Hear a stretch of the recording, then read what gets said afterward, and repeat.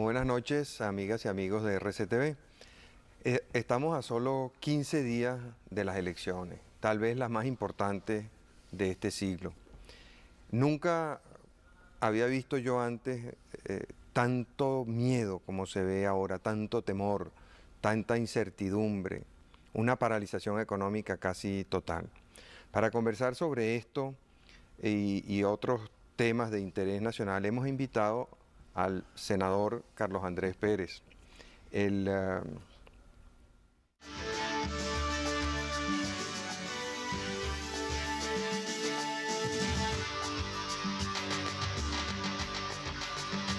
Senador, a muchos nos llamó la atención oír el jueves en la noche el mensaje del presidente Caldera con ocasión de la visita que le hizo a la Fuerza Aérea. ¿Usted lo entendió? Yo sí creo haberlo entendido. ¿Usted no? No lo entendí. Y me dijeron que los militares tampoco. Pero fíjese que yo sí lo entendí, yo sí creo que él le dio al país un mensaje muy claro de que el gobierno nacional no iba a permitir bochinche. Sí, eso fue lo que salió escrito. Ni iba a permitir bochinche de los que perdieran, como sucedió ya parcialmente el 8 de noviembre, en donde todos los candidatos perdedores empezaron a impugnar los resultados de manera sistemática, pero que tampoco iba a permitir bochinche de los triunfadores. ¿Por qué cree usted que el presidente estimó conveniente? Lamentablemente, no tenemos presidente. Esto es una frase muy dura y muy difícil de decir para quien ha sido presidente de la República, pero es la verdad. Y fíjese usted, allí este discurso no se lo oyeron los mismos que estaban presentes y uno por la televisión no lo entendió. Después leí y supe lo que no le entendí. Pero es que él ya no tiene ningún poder de convencimiento, ninguna influencia. Este es uno de los problemas dramáticos del país. Y por otra parte... Pero a pesar de que no tiene ese poder, según dice usted, ahí está, no le han dado un golpe. Pero otra cosa más, algo más lamentable, que él ha desvertebrado las Fuerzas Armadas. Aquella era una organización en la que uno podía tener confianza. Y si tenía usted tanta confianza en ella, ¿por qué le dieron 2 golpes? Pero fíjese usted qué pasó. ¿Qué pasó? Porque eran unas Fuerzas Armadas sólidamente institucionales. Pero hoy día, los parámetros que rigen unas Fuerzas Armadas, el órgano regular, la disciplina y la jerarquía no existen. Hoy el órgano regular fue completamente destruido cuando, con ascensos apresurados, nombra a su yerno comandante del ejército y él es el verdadero jefe del ejército, rompiendo el órgano regular, que es el ministro de la defensa. Pero vamos a ver la realidad de la situación. En 1993 había serios, graves y muy fundados temores de que hubiese un golpe de Estado, después de los 2 que ya había habido en el año 92. De manera que cuando el presidente Caldera llega al poder, la situación de las Fuerzas Armadas era muy inestable. Tanto que los Estados Unidos enviaron personas muy importantes a alertar sobre esos peligros. Y durante los 5 años del gobierno del presidente Caldera ha habido paz absoluta en los absoluta cuarteles. Estabilidad del país, ha ido progresando, va en camino hacia su grandeza. Bueno, le queda bien la ironía. Debe decirle, el hecho de que la economía haya andado mal, y yo creo que eso lo reconoce prácticamente todo ¿Qué el han mundo. dado bien? Permítame que yo que le pregunto, ¿qué han dado bien? Ha habido estabilidad, ha habido paz. Usted llama eso estabilidad y eso llama paz. Bueno, si lo comparo con el 27 de febrero del 89, con el 4 de febrero del 92, sí lo llamo paz. Eso son otras cosas, pero unos estallidos. Pero es que puede ser paz, puede ser estabilidad, una situación como lo que ha habido Venezuela en estos años. No es todo lo contrario a estabilidad, no es todo lo contrario a paz lo que hemos vivido en estos años. Mire, no será jauja, pero es mejor que el 27 de febrero del 89, que el 4 de febrero del 92 y que el 27 de noviembre del 92. Porque en esa fecha se ratificó la democracia y se consolidó el sistema democrático, no pudo la fuerza dominar la institucionalidad. Mire, permítame que disienta, de ahí se perdieron liderazgos importantísimos que había en el país. Ahí se perdió el liderazgo de Eduardo Fernández, que era una opción que había. Verdad. Ahí se perdió el liderazgo de Claudio Fermín. De Eduardo Fernández se pierde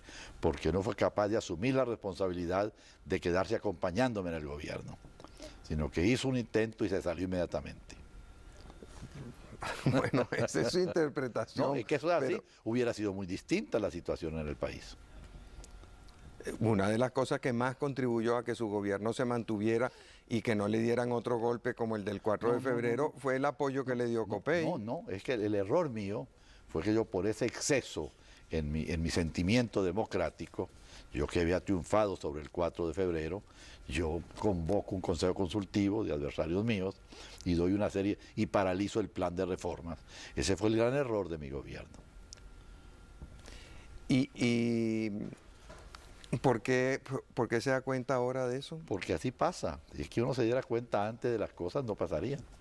Ahora, porque si vamos a analizar errores, entonces hubo algunos errores previos que se cometieron que permitieron que ocurrieran cosas como el 27 de febrero y el 4 de febrero.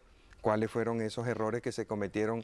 Bueno, hay una cosa que quedó claro, que esta era una logia militar que se había formado en 1982 y que estaba esperando un momento para tomar el poder.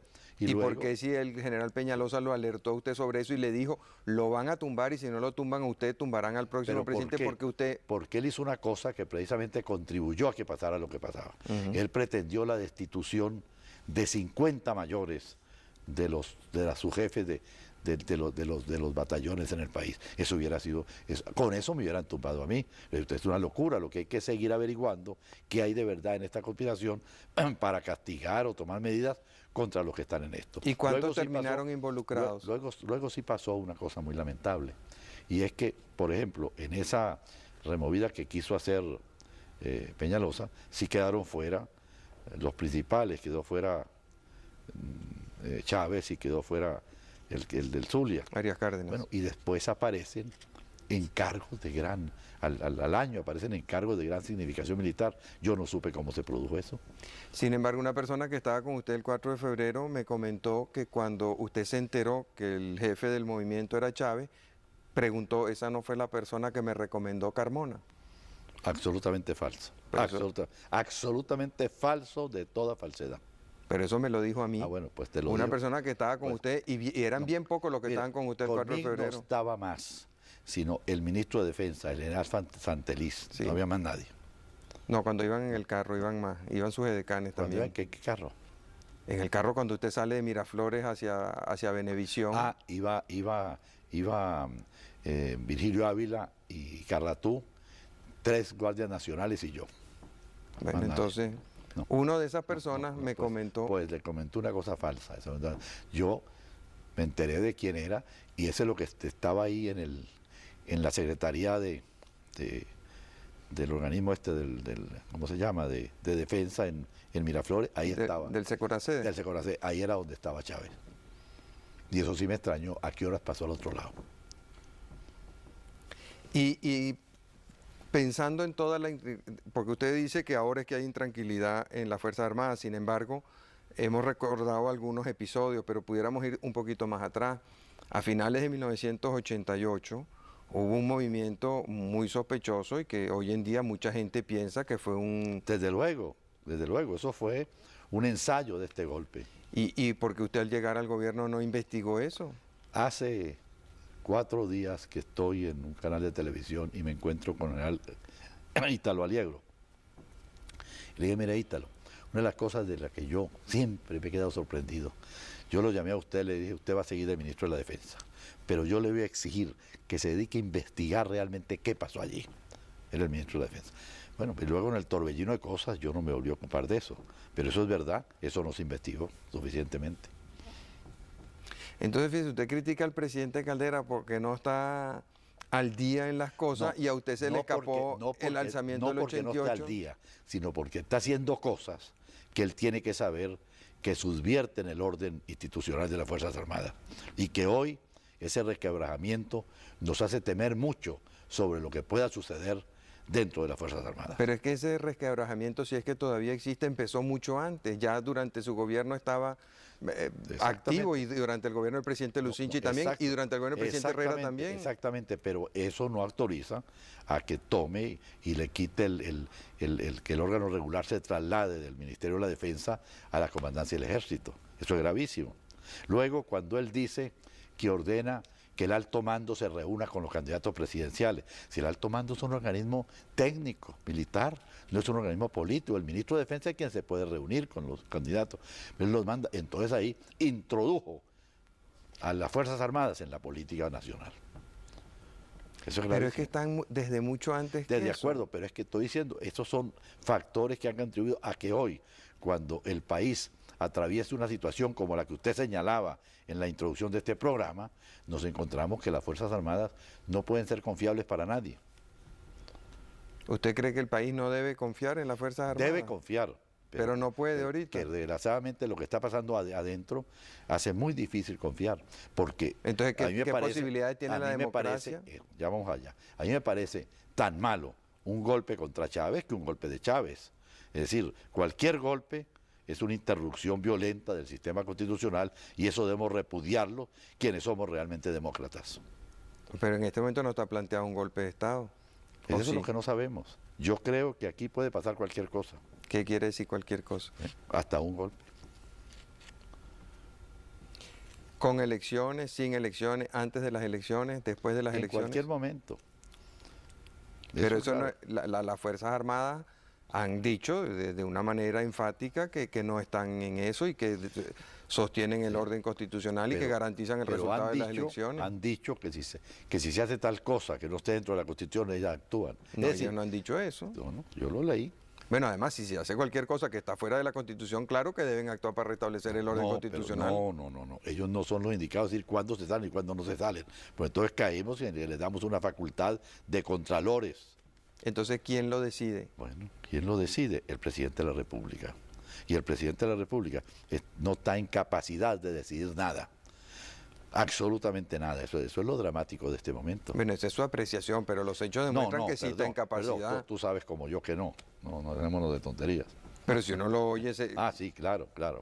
Mire, esa es una conseja que tiene... Tú estás feliz con ese presidente. Y cuando lo ves aparecer en televisión, te sientes impresionado de su figura y de su acción. Bueno, respeto mucho el apego que ha tenido a la Constitución y a las leyes, porque a mí me consta, como usted también... Apego a la Constitución y a las leyes. Aquí cuando empezó el gobierno del presidente Caldera, fue mucha la gente que fue a sugerirle que diera un golpe similar al de Fujimori y hubiese tenido el apoyo. Pero eso porque él no podía hacerlo. Eso no es un factor para elogiarlo. Si no fuese un demócrata, no lo hubiese hecho. O sea, la demostración de que es un demócrata es que se La democracia con soberbia no es democracia.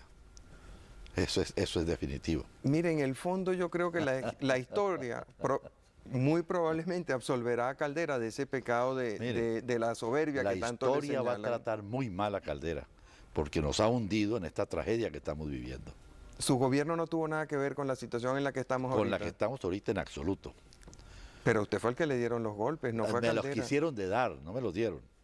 Presidente. No, mi querido amigo. Le dieron el golpe el 4 de febrero donde descoyuntaron al gobierno. Dominamos la situación. Usted lo sabe que la dominamos. La dominó militarmente. Bueno. Pero perdió el control de la situación. No se perdió el control. El programa económico lo echó para atrás. Ese es mi error. Ese es uno de sus errores, porque me acaba de decir que no investigó la noche de los tanques, no le investigó. Lo mandé a investigar. Pero no le hizo seguimiento. Bueno, ¿qué hashemos?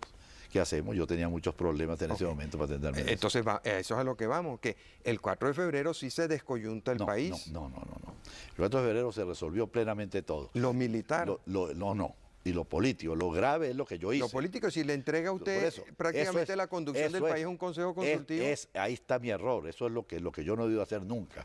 Y eso lo tengo que reconocer. Ok, pero Caldera no ha hecho eso, Caldera no le ha cedido el poder a nadie. Caldera no hace nada, no puede hacer nada. ¿Ha mantenido el país en paz? Sí. Y con orden. Esto es paz, esto es estabilidad, esto es progreso, esto es desarrollo, por Dios. No, vamos a hablar con seriedad, que nos está oyendo todo el mundo aquí. Esta es la consecuencia de 25 años de errores. Bueno, ese es otro problema, no mezclemos la gimnasia con la magnesia. Bueno, vamos a hablar entonces de ese problema. En el domingo pasado, el senador Luis Alfaro Ucero, cuando conversábamos sobre la oferta que él le hacía al país, me dijo que Acción Democrática no había tenido nada que ver ni con el gobierno de Caldera, ni con el gobierno de Carlos Andrés Pérez, ni con el gobierno de Jaime Lucinchi. Yo quisiera que usted me comentara. ¿Usted se lo cree? El que yo lo crea o no, Es irrelevante, lo No, que importa es lo que piensa la no, gente no, que nos está oyendo no. y el ¿Y comentario usted suyo. cree que alguien de lo que nos está oyendo puede creer eso? Y puede creer que todos los disparates que ha cometido el gobierno de Caldera se hubieran hecho sin el respaldo abierto y descarado de este contubernio tremendo que hemos vivido con Alfaro Usero respaldando a Caldera. Ahora, Alfaro Usero y Acción Democrática apoyaron o no los gobiernos de Jaime Lucinchi y de Carlos Andrés Pérez. Pues claro que ¿Fueron sí. esos gobiernos de Pues Acción claro que Democrática sí. o no? Claro que sí, claro que sí. Y yo me reunía todas las semanas con ellos y discutíamos todos los problemas. ¿Y por qué él niega eso? Imagínese usted, lo voy a responder yo. Ya ustedes me conocen a mí, lo conocen a él. Saquen las conclusiones ustedes mismos. Ahora, parte de este desconcierto en el que nos encontramos sumidos la mayoría de los venezolanos no viene de ese doble, triple mensaje que nos dan los dirigentes políticos. Desde luego, es por eso mismo, aquí se ha descoyuntado todo el país, aquí están en crisis todas las instituciones de la democracia. Por eso es que cuando se habla de una constituyente, no tenemos por qué sentirnos ni molestos ni extrañados. Este país requiere repensar su pacto y reestructurar su sistema, porque la verdad es que los cambios que necesita Venezuela son profundos. Cuando oímos todas esas cosas que dice el señor Chávez, el golpista, bueno, no las compartimos porque sabemos los objetos que busca, pero él ha hecho muchas cosas que yo comparto plenamente de toda la grave situación que está viviendo el país. ¿Qué cosas comparte de las que él dice? Bueno, que aquí se necesita un cambio radical, un cambio Bueno, eso lo dice profundo, Salas Romer, lo del cambio radical. que el problema de la corrupción ha taladrado todos los niveles del gobierno venezolano. Es decir, todos los males que estamos viendo pulular por las calles de Venezuela hoy día. ¿Y cuál es la salida para eso? La salida para eso es un gobierno serio, responsable, que dentro de los linderos de la democracia trace unos cambios profundos y se comprometa a realizarlos plenamente. Ahora, ¿cómo va a ser eso a través de una constituyente? Es quítate tú para ponerme yo. Vamos a quitar los jueces ADECO para poner los jueces míos. No, una constituyente para hacer una reforma a fondo de la Constitución. Claro, que lo que sucede es que la Constitución nuestra es eso que llaman los entendidos una Constitución semirrígida, que permite que dentro de ella se pueda hacer una reforma total de la Constitución. Pero resulta que la gente no confía en eso y quiere que diga que es una Asamblea Nacional Constituyente lo que lo va a hacer. ¿Cómo no va a confiar en eso si acaba de elegir un Congreso nuevo? O sea, las personas que están en el Congreso No, pero a partir del 23 suena bien que se diga que es una Asamblea Nacional, que es el poder originario el que va a actuar. Claro, estas son sutilezas. ¿En qué se diferencia? Yo me quedaría, no, yo perfectamente sé que sin convocar una constituyente podemos hacer la reforma que se trata de hacer. Pero como se plantea eso y no le vamos a dar el recurso a quien quiere acabar con la Constitución, de que por esos hechos nos peleemos, vamos a hacer una constituyente, pero vamos a hacerla conforme a la Constitución. Para hacer una constituyente conforme a la Constitución, tiene que reformar la Constitución. Eso es lo que yo creo. Y yo estoy dispuesto a llegar al Senado a promover y proponer que se reforme la Constitución agregando la... O sea, ¿usted está dispuesto a pactar con Chávez? No, de ninguna manera, de ninguna manera. Lo que estoy dispuesto es a cerrar todos los caminos que se puedan cerrar para que se abra una dictadura. ¿Y cuál es el riesgo que hay de una dictadura que lo preocupa tanto? Esa pregunta sí me deja a mí fuera de base. Eso es los riesgos de que usted habló al comenzar el programa. Es decir, nosotros vemos un hombre que los antecedentes que de él tenemos es su autoritarismo. Y lo que nos ha dicho en sus mensajes es autoritarismo, ¿no? De manera pues que nosotros... O sea, usted da por sentado que Chávez va a ganar las elecciones. Yo doy, desgraciadamente, es bueno poner esta palabra, por sentado, porque aquí, precisamente, el gran desconcierto que hay en el país, la gran rabia, la gran frustración por la situación que estamos viviendo, que usted la llame estabilidad de paz, por esa situación de estabilidad de paz que el pueblo no ve así, Entonces, en estos momentos, el pueblo desea un cambio profundo y radical y comete el error en su ceguera de creer que un vengador es quien nos puede venir a resolver las cosas, sin darse cuenta que eso nos va a hundir aún en peores circunstancias que las que estamos viviendo actualmente. Pero esa es la misma gente que votó mayoritariamente por usted y por Jaime Lucinchi. Ustedes sacaron más del 50%. Esa es ¿sí? una manera de ver muy simplistamente las cosas, porque los tiempos cambian y la gente cambia. Entonces, no son los mismos que votaron por No, usted. no son los mismos, algunos son los mismos, otros son nuevos que no pudieron votar en aquel tiempo. Ahora, ¿por qué hay ese desencanto tan grande? Cuando usted lo eligieron Porque presidente, más de 4 millones de personas lo respaldaron.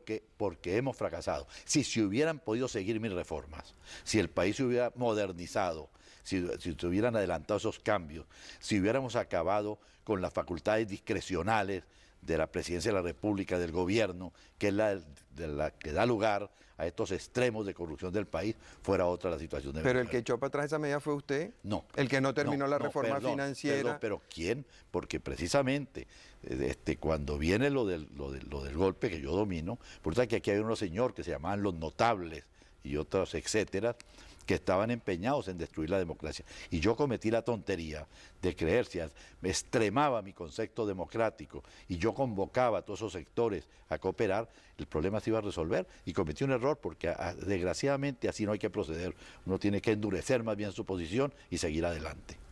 Ahora, frente a este cuadro que vive el país actualmente, se ven tres opciones, ¿no? Una, la que usted señala, de que Chávez sea el triunfador. Y ya esa es la opción aventurera, golpista. Okay. Esa opción es a la que usted le da más probabilidades. La que más me angustia, pero por el fenómeno que se ha creado en el país, la que tiene abierta la posibilidad. Okay. Luego está la opción de que Acción Democrática y COPEI se pongan de acuerdo y apoyen bien sea a Luis Alfaro Usero o a Irene Sáez. Esa es la opción clientelar. Sí. ¿No? Y eso nos va a mantener en una situación similar a la que hemos tenido y que precisamente la que el pueblo repudia, la que el pueblo rechaza. Okay, pero esa es una opción. Pero es una opción mala, una opción que rechaza el país. Luego tenemos la opción de Enrique Salas Romer y su propuesta de cambio. Esa es la opción conservadora. Ajá. Y que apoyan determinado sector de las fuerzas empresariales del país. No, las fuerzas empresariales de verdad, presidente, apoyan Acción Democrática y COPEI porque forman parte del sistema clientelar. Algunos de esos la apoyan, pero otros están apoyando a aquella fuerza. Pero resulta que este hombre nos ha dado una imagen muy negativa de su temperamento, un hombre autoritario, un hombre que no quiere discutir con la gente, que dice el que quiera votar conmigo que venga. No vamos a discutir, vamos a discutir qué programa voy a hacer, qué es lo que quiero hacer. Total que a usted no le gusta ninguno de los tres. Desgraciadamente esa es la tragedia, las opciones por eso es que entonces gana la acción de la venganza, gana la opción de la venganza. Esa es la tragedia que estamos viviendo en este momento en el país. Ahora fíjese, de acuerdo a las encuestas, por lo menos las que yo he visto, el país hay como dos grupos, la gente que quiere cambio y la gente que no quiere cambio. La gente que no quiere cambio es básicamente la que ha respaldado a Alfaro Usero y a Herrera Campins en su proyecto. Eso no representa más del 20% del país, probablemente menos.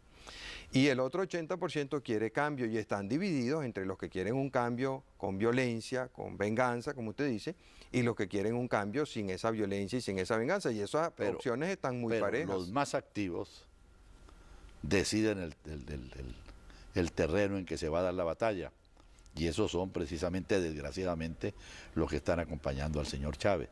Y esa es la peor tragedia.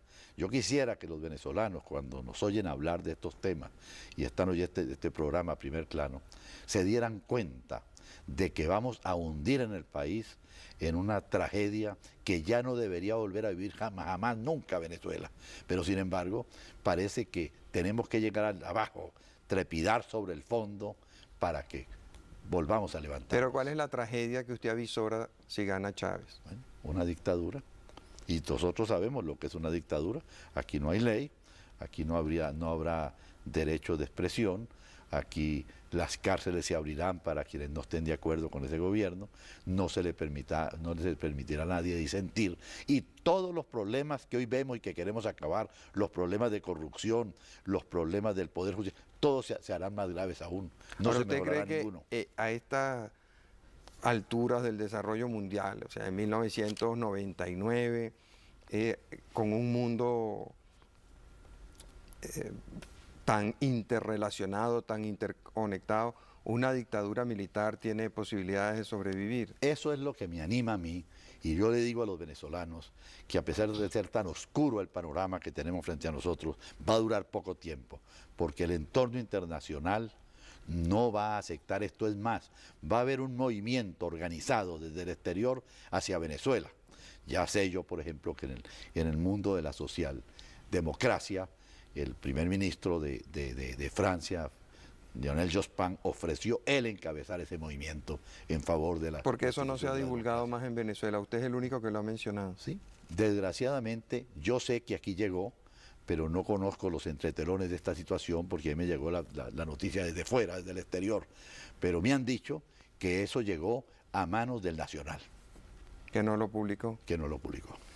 ¿Y qué puede hacer Lionel Jospin o la Unión Europea? Nosotros sabemos, porque tuvimos la lucha contra Pérez Jiménez, todo lo que puede hacer campañas internacionales de ese tipo para destruir las ínfulas de un dictador. Aquí lo que nos embromó en aquel momento fue que el señor Eisenhower, presidente de Estados Unidos, le habían metido en la cabeza que las dictaduras eran las que impedían que el comunismo progresara en América Latina. El señor Eisenhower condecoró a Pérez Jiménez, pero en cambio hoy no pasa eso. Sin embargo, ¿y por qué entonces sigue Fidel Castro y sigue Saddam Hussein? Quiero hacer aquí no una denuncia, pero sí una observación. Me temo que en estos momentos se está trajinando en un entendimiento entre Chávez y los Estados Unidos, por interpuesta persona, para convenir con Chávez que aísle a Fidel Castro y entonces los Estados Unidos no se meten con él.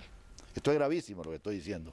Bueno, pero hay varios ex embajadores americanos que han estado haciendo gestiones por Chávez. Tengo elementos, sí, pero tengo elementos para poder decir esto que estoy afirmando en este momento. Y eso me duele y me preocupa mucho. ¿Y cuál sería el negocio que harían? Yo mantuve en mis dos gobiernos una relación prístina y cercana con los dos presidentes que me correspondieron, con Carter y con Bush. Y actuamos en muchas cosas, pero siempre en provecho de América Latina y siempre en lucha contra la dictadura. Jamás, ni se me propuso, ni yo me hubiera prestado para ninguna acción como esta que se pretende ahora, dentro de ese pretexto ya absurdo de los Estados Unidos del aislamiento de Fidel Castro.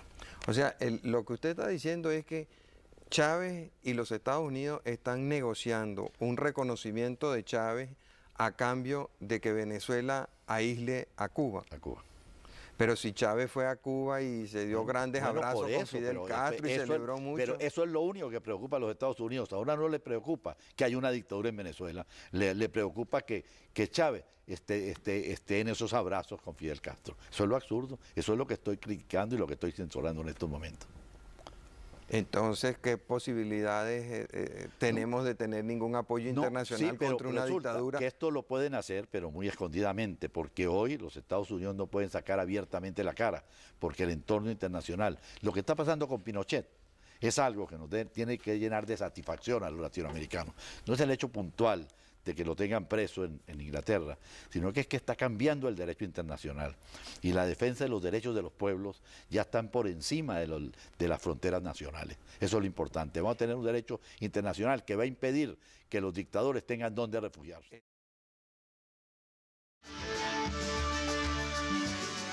Eso a mí me parece una soberana hipocresía, ¿no?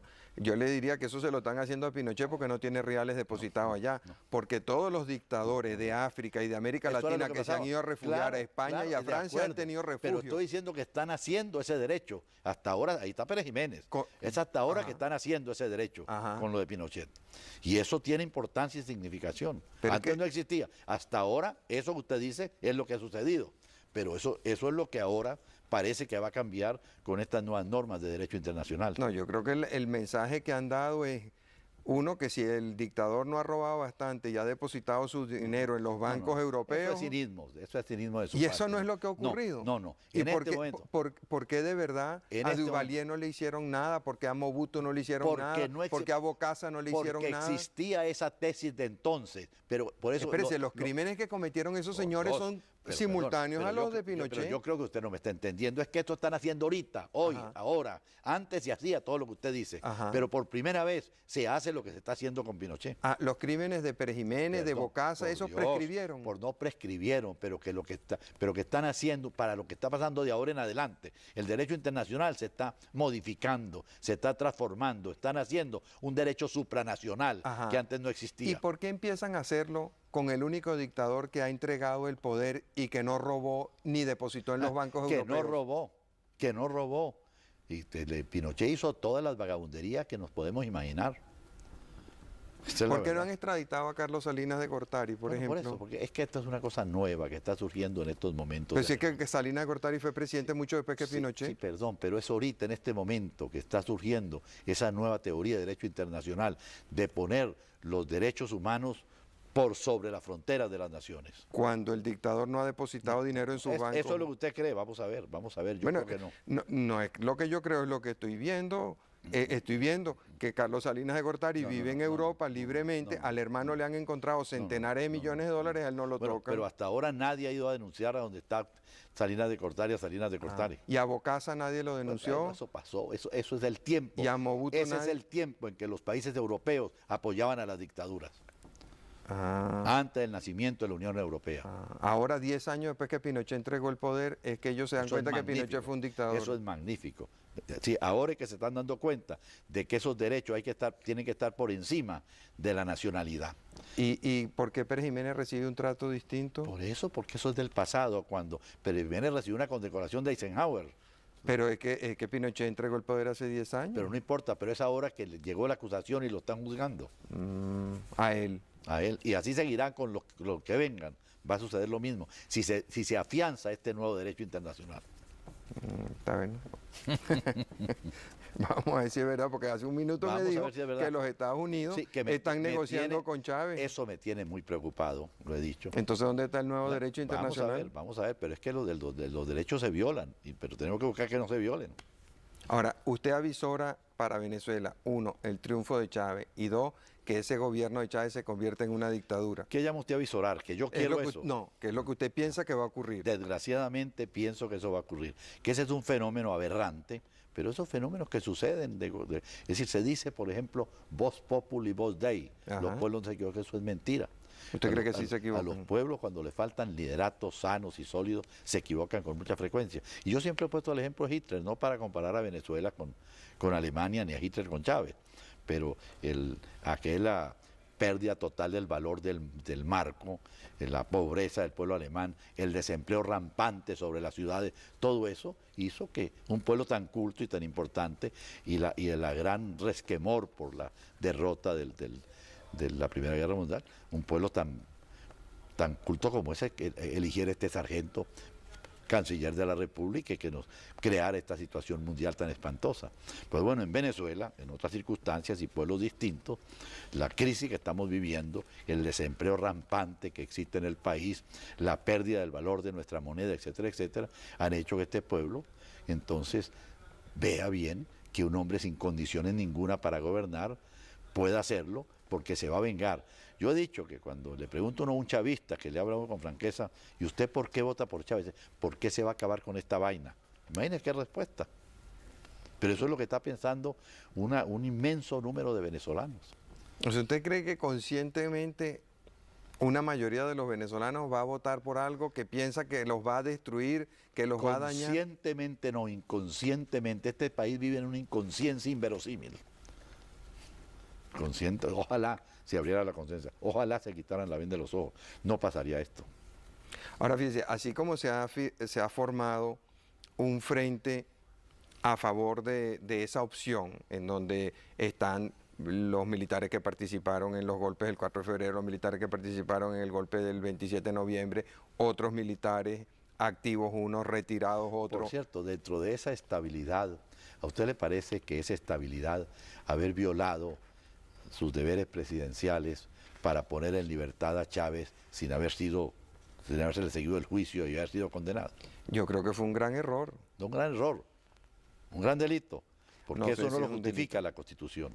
No. El indulto es el perdón de una pena. Pero es que el presidente Caldera no indultó a Chávez. Por eso le sobreseyó la causa. se valió del derecho militar. Bueno, pero era un juicio militar. Bueno, perdón, Usted le abrió un juicio militar. Perdón, sí, pero se valió del derecho militar para violar su deber de hacer cumplir las leyes y de castigar a los culpables de grandes delitos. Pero eso fue un consejo que le dieron sus compañeros de Partido de Acción Democrática. Fueron los grandes adelantados de esa idea. Aquí estamos con el contubernio Alfaro Caldera, que yo le decía al comienzo. Bueno, estamos de acuerdo. Okay. Sigue adelante.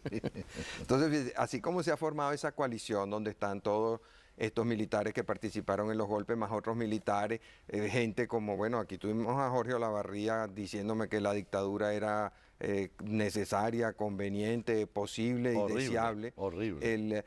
También hay gente, el MAS, el MEP, el Partido Comunista, o sea, todo eso que Teodoro Petkov llamaba el chiripero de la izquierda. Entonces, se ha formado.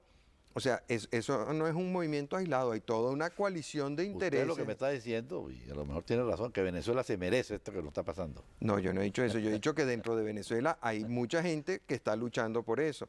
En el lado, digamos, en el polo democrático, por usar esa misma... ¿Va a usar esos términos? No, pero es el término que están usando ellos, ¿no? O sea, su compañero o ex compañero de partido, no sé, Luis Alfaro Ucero, y su compañero expresidente Luis Herrera Campins, están ahorita promoviendo, también dentro de todas esas fuerzas que usted llama clientelares, un polo que ellos llaman democrático para hacerle la contra. Y usted sabe que estuvieron pensando hasta que el gobernador del Zulia pudiera ser el candidato. Bueno, eso a lo mejor les parecía maquiavélico, les parecía inteligentísimo. Qué horror, qué horror. ¿Por qué le parece tan malo? Pues bueno, ese es otro golpista. Pero Copey lo apoyó. Exacto, eso es lo que estoy señalando, que esas son las cosas, la incongruencia que uno no puede aceptar y las que nos demuestran por qué estamos pasando una situación tan dramática como esta. Ahora fíjese que a pesar de eso, Copey tiene un récord interesante en relación a su participación en elecciones contra los militares chavistas, porque en Falcón, el candidato de Copey, también con el apoyo del Proyecto Venezuela, es verdad, pero él es un hombre de Copey, José Curiel, le ganó a uno de los militares golpistas del 4 de febrero. El apoyo nuestro. En el Táchira, donde estaba un general de muchísimo prestigio, el general... No, sin ningún prestigio, por eso lo ganó. Y ahí, fíjate, ahí fue un fenómeno que no es un fenómeno copellano. Esa es otra cosa, que aquí se ha hablado del triunfo o del mantenimiento de votos de Copey, Acción Democrática, eso no es verdad. El llamado cura Calderón se esmeró todo el tiempo de ocultar que él era candidato de Copey. Y las insignias de Copey, el nombre Copey, no salieron nunca en la propaganda de Calderón. No es que es un triunfo de un tipo especialmente allí que por una serie de cosas se ganó la estimación de la gente. Pero nada tiene que ver con Copey ese triunfo. Y lo primero que hace después es decir que él no vota por el candidato de Copey, sino que va a votar por Solá Romer. En Miranda, el gobernador Enrique Mendoza le gana también al almirante Gruber Odremán. Otro caso parecido. Entonces, fíjese, los copellanos, a diferencia de los adecos, sí han podido ir derrotando a los militares cuando han tenido que enfrentarse electoralmente. Entonces, a lo mejor por eso se les ocurrió buscar a Arias Cárdenas. Ellos llevaron a Arias Cárdenas a la gobernación sin el apoyo de Copey. ¡Qué ocurrencia! Bueno, pero así lo llevaron al poder. Por Dios, pero entonces nosotros lo que estamos buscando son lineamientos que demuestren coherencia, que demuestren ética, que demuestren principios, que demuestren una moralidad específica de la democracia. ¿Y usted cree que eso lo perdieron Acción Democrática y Copey? Totalmente, desgraciadamente. Es decir, la crisis venezolana no es una crisis económica.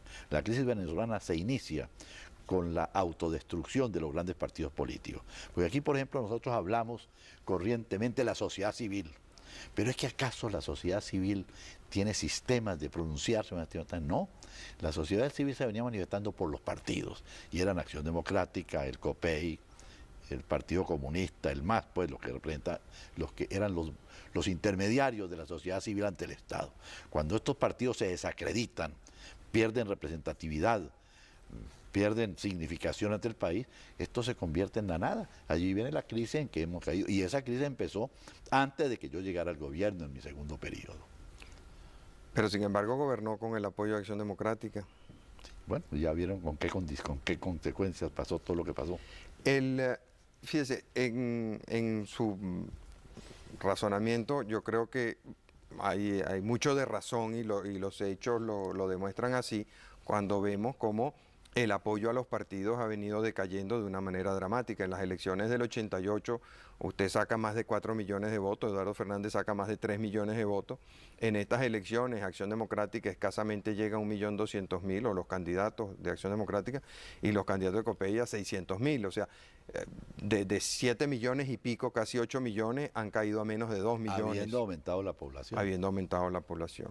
Ahora, una de las cosas que ha puesto en evidencia este proceso, pues también han ocurrido cosas buenas, es que con el proceso de descentralización han surgido una cantidad de líderes regionales importantes, tanto que de las 23 gobernaciones, en 20 se presentaron candidatos a la reelección, y de esos 20, 17 ganaron su gobernación nuevamente. O sea, la gente estaba satisfecha con esos liderazgos. En algunos casos. En otros casos es el clientelismo más grosero el que triunfó. Ahora, bueno, pero ese es el mismo que también triunfa en las elecciones presidenciales. Pero fíjese usted otra cosa. Esta descentralización, que en mi concepto de las cosas que hice yo para la transformación de Venezuela es muy importante, este gobierno de Caldera no creía en eso y actuó para desacreditarla. Y entonces hoy se quiere decir que ese es un error, que nosotros no hemos debido abrir el país a esa descentralización. Pero no sé dónde saca eso, porque de hecho el gobierno ha apoyado la descentralización, ha respetado a los gobernadores. No ha tenido más recursos, pero en el fondo... Cuando lo hace porque no tiene más recursos. No, es que lo ha dicho, es que lo han dicho, que no creen en eso, ¿no? Mire, es que esta es la verdad. Cuando se hizo la Constitución y pusieron los gobernadores serán electos por voto popular directo secreto, entre tanto se dicte la ley, los nombra el presidente. Eso fue esconder una verdad. Nunca lo hicieron, ni nunca lo hubieran hecho. Mire, cuando yo, en el aniversario del 23 de enero de 1988, hice mi discurso en el Consejo Municipal y hablé de esto, llegué al partido y encontré a todos mesándose los cabellos de Gonzalo Barrios para abajo. Que cómo se bueno, ese es el tipo de política que yo creo. Si no les parece, bueno, yo me retiro de la candidatura presidencial. Pero aceptaron su planteamiento. Sí, pero ante esta posición mía. Esa es la verdad. Ahora fíjese, si de verdad está planteado, como usted dice, el triunfo de Chávez y una dictadura, ese es el fin de su carrera política para todos estos gobernadores. Entonces, poco a poco, ese movimiento que han iniciado José Curiel y el cura Calderón terminará imponiéndose. Es que aquí la ceguera es de tal naturaleza que no se dan cuenta que esto de Chávez es un daño a todo el proceso de desarrollo institucional de Venezuela, a todo lo que queremos por el bien de Venezuela. Esto lo va a liquidar. Pero está en la ceguera, que están pensando en que eso es posible. Y dentro del mismo movimiento esa ala, desde Chávez, debe haber gente honesta y seria que está creyendo que está contribuyendo a una gran causa, y sin darse cuenta del daño que le van a causar a nuestro país.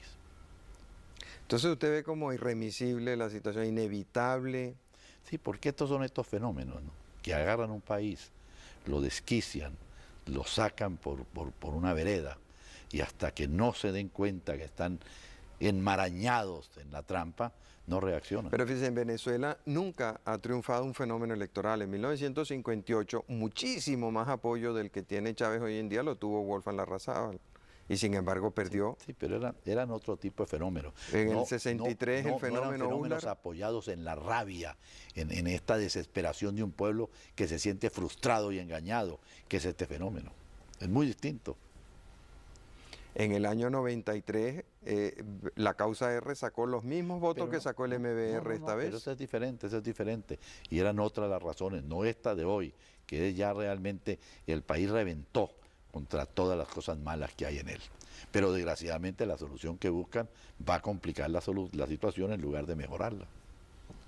Yo creo que aquí, si uno va a las causas que generan esto, encuentra buenas causas. ¿Cuáles de esas Bueno, serían atribuibles a usted? esa que estamos hablando. Es decir, yo no me pondría a repartir...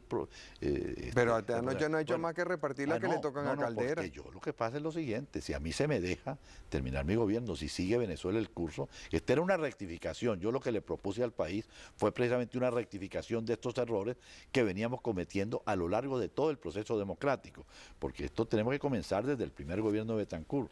Nosotros hemos debido romper con la economía paternalista y de control desde el primer momento. Lo que pasa es que en América Latina no había clima para eso. Todos los países andábamos más o menos en lo mismo. Sí. Y es ahora cuando se presenta, y yo la tomé en mis manos. Esta es la oportunidad para que corregimos estos graves errores. ¿Y quién se opone a eso? ¿Quién?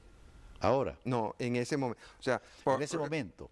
Es decir, no había clima en América Latina para eso. No, pero digo, cuando usted en el año 89 inicia el programa de reforma, innegable. Mire, se opone todo el mundo. Los mismos sectores empresariales que me apoyaban, en el fondo no querían. Y la prueba es que cuando Caldera ofrece volver atrás, el gran aplauso para Caldera. La verdad es que aquí hay una mentalidad. No, hubo gran aplauso para el presidente Caldera sacó 30%, sí, bueno, pero, y de acuerdo, y hubo 50% de abstención. Pero hubo un gran aplauso para él cuando dijo que volvía atrás. A los presidentes siempre los aplauden y usted tiene experiencia de eso. No, pero es que esto era una cosa especial porque era la vuelta atrás lo que se proponía. Bueno, afortunadamente el país, en esta crisis ha sido muy útil porque el país ha salido de una serie de mitos que se habían conformado en este país. Y hay un cambio de mentalidad. En medio de todo este desastre que avisoramos, yo veo un cambio de mentalidad. Yo veo a Venezuela para el año 2005 completamente cambiado. Veo un país que avanza velozmente hacia su auténtico desarrollo. Porque en medio de toda esta crisis y que los venezolanos pensamos que el país se nos está yendo las manos, no. Aquí también hay una crisis de crecimiento. En el año 2005 usted podría ser candidato a la presidencia de la República. ¿Dice eso porque está aspirando? No. Definitivamente, esto sí creo que me lo crean. Yo digo que uno de los errores que nosotros cometimos, todo el liderato de la democracia, es que prolongamos excesivamente nuestro liderato activo. Aquí no permitimos que las nuevas generaciones tomaran la conducción del país y eso hizo que los partidos se envejecieran y que contribuir todos a la situación que hoy tenemos.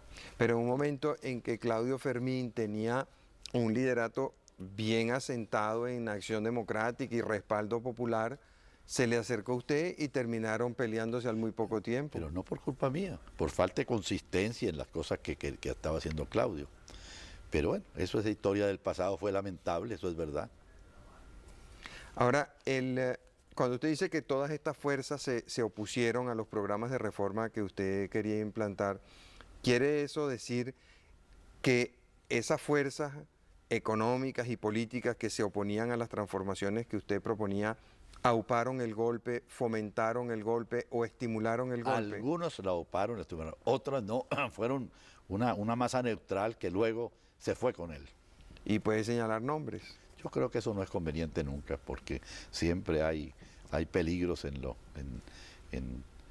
errores que se puedan cometer. Ahora, esa intranquilidad militar, en el fondo venía de mucho antes, porque ya en 1981... Yo llego una de las cosas que yo noto primero cuando llego por segunda vez al gobierno es la grave situación que hay en el frente militar, porque resulta que se había cometido el grave error de que se había incrementado mucho el ascenso a generales y a almirantes. Y dentro de organizaciones esa piramidal de las Fuerzas Armadas, los cargos para almirantes y generales son muy pocos, poquísimos. Entonces habían 10 o 15 almirantes o generales peleándose un puesto. Eso produjo un relajamiento de la disciplina militar. Surgieron grupos, ¿no? Y esos grupos creaban daño. Ahí, por ejemplo, el general Peñalosa de un lado, el general Paredes de otro, el general tal de otro, etcétera. Y eso influía hacia abajo y creaba grandes contentos sobre las cúpulas militares. Pero mucho antes de que Paredes y de que Peñalosa llegaran a generales ya había problemas. O sea, cuando en el Teatro de la Academia Militar 800 oficiales abuchean, pitan al canciller que les está proponiendo o planteando la hipótesis de Caravalleda, ya se nota que hay un gran fermento. Pero es que esa hipótesis de Caravalleda no realmente fue imprudente, ¿no? Evidentemente lo fue. ¿no? Pero a partir de ese momento uno siente que hay pero un por eso, porque resquebrajamiento de estaba la ese disciplina problema. militar. Eso es lo que yo digo, en ese tiempo ya se había creado ese exceso de generales y almirantes. Yo me acuerdo, siempre cuento una anécdota, que yo voy a la toma de posesión, yo no tenía ningún cargo en el gobierno, invitado por José Figueras, a la toma de Figueras, y estaba el general Aramburu, que había sido presidente militar de Argentina, un hombre muy inteligente. Yo me hice muy amigo de él, y me dijo: mire, joven, yo me he dado cuenta que usted puede llegar a ser presidente de Venezuela, y yo quiero darle un consejo. Usted me estaba preguntando hace unos momentos por qué los militares tomamos el poder en Argentina. Bueno, porque allá se hizo un momento en que se eligieron, se ascendieron generales y almirantes a granel. No teníamos dónde estar y necesitábamos el gobierno para podernos ubicar. Si usted es presidente, reduzca usted al mínimo los ascensos de generales y almirantes, pues esas cúpulas militares crecidas le crean una situación de inestabilidad total en las Fuerzas Armadas y trae fatalmente la participación de los militares en la política. Y yo lo hice, yo llegué aquí, hubo un momento en que yo no ascendí a ningún general de división, porque comencé a reducir las cúpulas. ¿Y en qué momento se rompe eso? Yo no sabría en este momento decir, pero valdría la pena hacer esa averiguación. Quedan todavía 2 semanas para las elecciones. ¿Cuál sería su mensaje final para la gente? Bueno, mire, sinceramente que estas son esas situaciones en que uno no quisiera verse envuelto, porque yo he sido siempre un hombre optimista y que nunca ha visto cerradas las posibilidades para hacer grandes cosas en Venezuela. Sin embargo, este proceso electoral, como usted lo decía al comienzo, es la primera vez en que los venezolanos se sienten inquietos, se sienten tensos, se sienten temerosos. En el pasado no, cada quien con su candidato, bueno o malo, se sentía feliz y creía que las cosas iban a cambiar, así después no resultar exactamente igual, pero ese era el sentido. Hoy no, hoy todos los venezolanos sienten que algo mal nos va a pasar. De manera que esa es la tragedia, pero ¿qué le digo yo?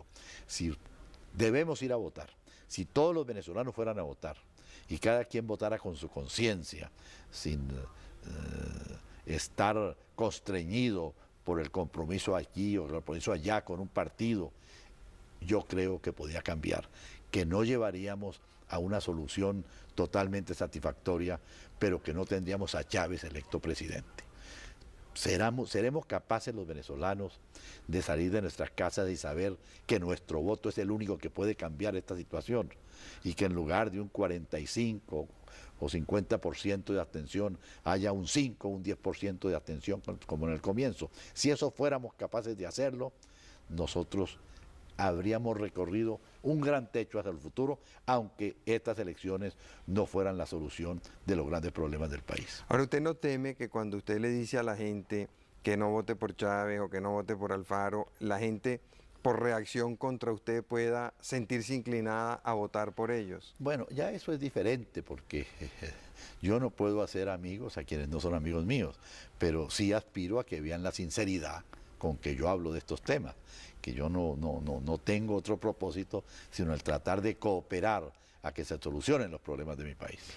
Independientemente de que la gente simpatice o no con usted, uno sí siente un gran respeto por la actitud que usted mantuvo en estos últimos 6 años, de haber enfrentado todas las adversidades que se le presentaron, de no haberse escapado para Miami o para Costa Rica como otros lo hicieron, de haber dado la lucha todo el tiempo, de haber soportado vejaciones, ataques, humillaciones, privación de su libertad, ataques contra su familia, etcétera. ¿Qué puede la gente esperar de usted en los próximos años? Eso lo he yo hecho porque me parece que nosotros tenemos que reivindicar de este lodazal tremendo en que está la clase política venezolana. Y con mi ejemplo yo creo que algo contribuyo a eso. Y luego, con la autoridad que yo pueda ganar, yo pretenderé en esta última etapa de mi vida política tratar de ayudar a restablecer la democracia en Venezuela. ¿Cómo ha encontrado usted la ciudad después de 4 años preso? Bueno, pues desgraciadamente con muchos problemas, ¿no? ¿Usted siente que ha habido un cambio? Sí. ¿Cambio o no? Yo creo que precisamente eso es lo que le duele a toda la gente, que seguimos enredados en las mismas cosas de siempre. Bueno, muchas gracias. Senador. Muchas gracias, amigo. A mí me preguntan que cómo me dicen senador, presidente. Yo me llamo Carlos Andrés. Pero déjeme decirle, con todo lo que peleó esa senaduría, debe llamarse senador, ¿no? Bueno, muchas gracias, amigos, por su atención. Como de costumbre, los espero el próximo domingo a esta misma hora.